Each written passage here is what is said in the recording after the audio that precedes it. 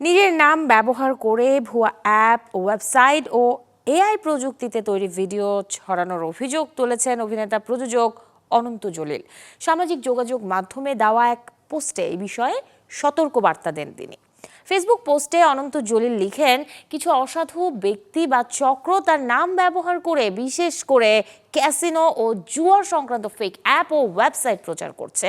পাশাপাশি এআই প্রযুক্তি ব্যবহার করে তার নামে ভুয়া ভিডিও তৈরি করে সামাজিক যোগাযোগ মাধ্যমেও ছড়িয়ে দিচ্ছে। ঈদ আসবে, সাথে ক্যাশব্যাকও আসবে। নিজের বা প্রিয়জনের জন্য কেনাকাটায় এবারও নগদ পেমেন্টে পাচ্ছেন দারুণ ক্যাশব্যাক। তাই যাই কিনুন, পেমেন্ট করুন নগদে। এসবের সাথে তার কোনোই সম্পর্ক নেই বলে পোস্টে স্পষ্ট করেন ঢাকাই সিনেমার এই নায়ক। সবাইকে এসব ভুয়া প্রচারণা থেকে দূরে থাকার আহ্বান জানান অনন্ত।